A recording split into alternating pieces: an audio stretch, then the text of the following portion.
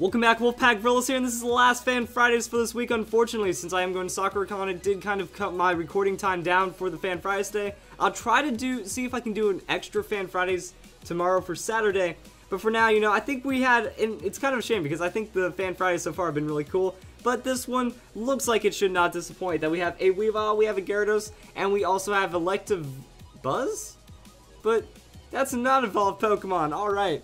Eviolite Electabuzz, that's a new one, with the Weavile and Gyarados. So, I mean, Weavile, is that going for, you know, fake out that way Gyarados can get some kind of setup going? Sylveon is not going to like Gyarados is not going to like Sylveon's setup. Intimidate doesn't really do too much to a Rotom and a Sylveon.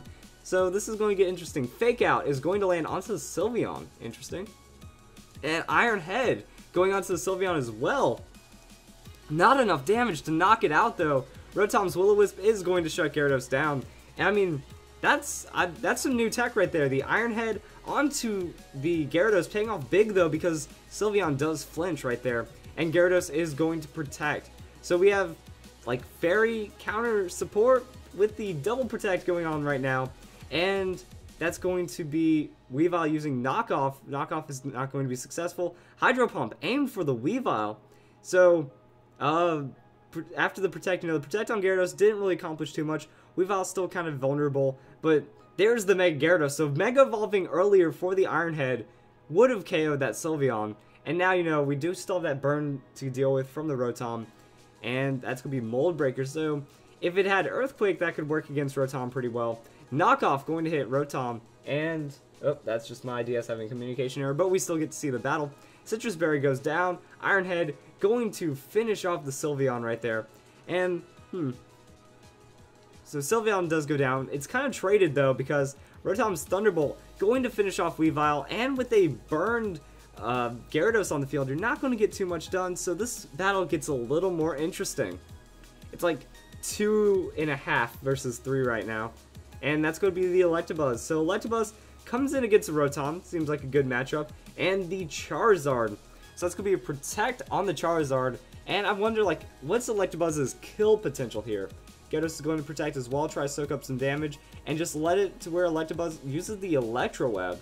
So he's going to be a support Electabuzz, it looks like, just trying to slow down opponents to make sure you can get set up pretty well.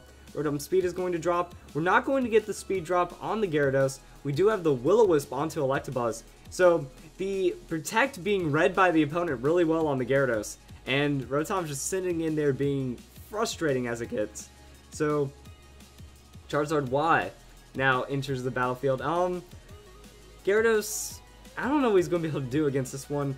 Maybe just try to survive the Heat Wave, go down to the Thunderbolt, and then we get to see what Electabuzz does. Now Charizard, whoa, that's just a straight up overheat from Charizard onto the Electabuzz. I was expecting Heat Wave, but Electabuzz survives it. Doesn't get directly one-hit KO'd by the overheat of all things under Sun from the Charizard Y. Waterfall's going to come in. That's not going to be a lot of damage on Charizard because of the burn, because of the Sun. We're getting the, wow.